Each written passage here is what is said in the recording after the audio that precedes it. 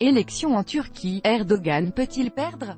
Le président turc Recep Tayyip Erdogan brigue dimanche 24 juin un nouveau mandat. Reuters, Goran Tomašević, file photo en Turquie, un peu plus de 56 millions d'électeurs sont appelés ce dimanche 24 juin aux urnes, pour des législatives à un seul tour, et le premier tour de la présidentielle. Un vote avancé de 16 mois et une campagne à l'image du pays, sous contrôle et sous tension. Depuis la tentative manquée de coup d'État en juillet 2016, le pays est secoué par de vastes purges, des milliers d'arrestations et de détentions. De notre envoyé spécial à Istanbul, stand des camions avec musique à fond, meeting parfois 5 fois par jour, la campagne électorale turque sature tout l'espace public. Un seul candidat sur tout, lampadaires, balcons, panneaux publicitaires, son visage s'étale à tous les coins de rue et à la télévision aussi où l'écrasant essentiel du temps d'antenne lui est consacré. Bref, Recep Tayyip Erdogan est partout. Mais aux commandes du pays depuis 16 ans, le président est fatigué. Il se répète dans ses discours, tourne en rond. Une panne de prompteur lors d'un discours et c'est le silence, impossible désormais pour lui d'improviser. Le président qui était le seul jusqu'ici à électriser les foules affronte aussi parmi tous ses adversaires, et c'est la première fois une figure capable de lui tenir tête et de le défier dans la joute oratoire. Tout le pays suit désormais son ping-pong verbal à distance avec Muharrem İnce, et c'est souvent musclé. Pauvre type, attaque un jour le président, réponse du candidat du vieux parti kémaliste, il vaut mieux être un pauvre type qu'un corrompu. Tabou levé dans un pays où l'insulte au président peut conduire à la prison. Le visage de Recep Tayyip Erdogan s'étale à tous les coins de rue. Reuters, Stoyan Nenov. Les électeurs peu disent violence verbale chez les candidats, tension chez les électeurs, une société si polarisée désormais que l'échange entre pro et anti-Erdogan se résume de plus en plus à des menaces. Mais ce qui résonne le plus fort dans le pays, c'est le silence des électeurs.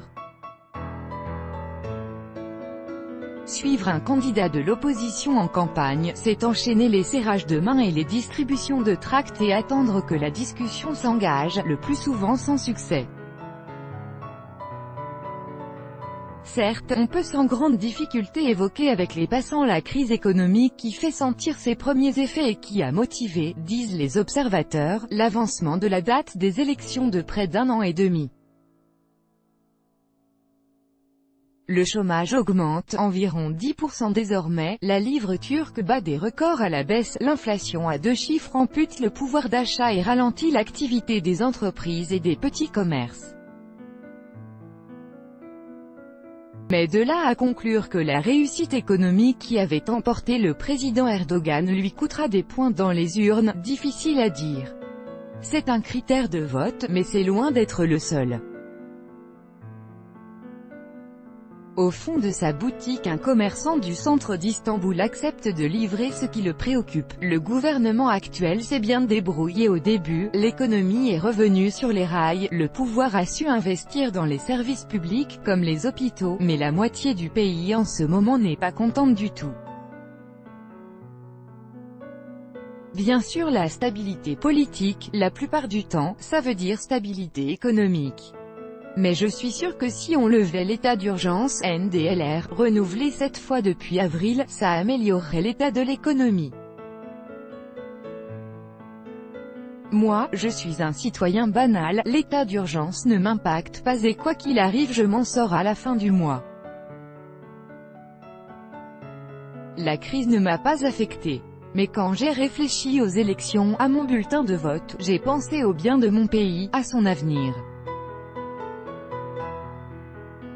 Le fait est qu'il NY a plus aucune confiance dans la justice, et que quand on sort de chez soi, quand on prend le métro ou le bus, on ne voit plus aucun sourire sur les visages. Ça me rend très triste, très malheureux et c'est ça qui va motiver mon vote. Je vais voter pour la personne qui mettra l'argent au service du pays, et aussi pour quelqu'un qui ne va pas étouffer le peuple. Un réquisitoire sévère contre le pouvoir mais à l'abri des oreilles indiscrètes et des passants qui flânent dans le climat moite, chaud et orageux de ce début de vacances scolaires. Une chape de plomb sur la Turquie pour Kadri Gürsel, journaliste à éditorialiste critique du pouvoir au quotidien Cumhuriyet. Il a déjà fait 11 mois de prison. Depuis la répression qui a suivi la tentative ratée de coup d'État en juillet 2016, le pays vit désormais sous une chape de plomb. Il y a une spirale de la peur dans la société, c'est une tendance bien établie. Les gens ont peur de s'exprimer, seul un quart des Turcs déclarent avoir le courage ou l'intention de s'exprimer sur les réseaux sociaux. L'environnement où les gens se sentent le plus libres, c'est en famille. Les gens se referment. Il y a une paranoïa qui augmente. Est-ce qu'ils ont peur de l'opposition? Est-ce que ça vous paraît logique? Non, ça ne me paraît pas logique. Le pari risqué de Recep Tayyip Erdogan, pas logique, ça l'est en tout cas pour la partie de la société opposée au président. Car il y a aussi dans le pays encore une adhésion à la personnalité et à la politique du président Erdogan. Un soutien qui va bien au-delà des militants de l'AKP qui applaudissent quand le président candidat qualifie l'alliance des partis d'opposition de « terroriste » ou les électeurs qui pourraient se détourner de lui de mécréant. Une partie de la classe moyenne à la fois conservatrice sur les questions de religion et demandeuse de stabilité s'interroge mais n'a pas forcément décidé, dit l'universitaire Ali Bayramoglu, de retirer son soutien au pouvoir. Si Recep Tayyip Erdogan gagne depuis si longtemps les élections, c'est qu'il a ouvert les places dans le système aux croyants. Ils ont eu le droit de faire des études universitaires avec le voile, d'être fonctionnaires. Il y a eu partage du pouvoir politique et économique. Les électeurs vont voter sur ce contexte. Pour les séculaires, contre l'autoritarisme, la personnalisation du pouvoir. Pour les conservateurs, le motif le plus important c'est « même si je n'aime pas Erdogan, s'il perd, moi aussi je perds ».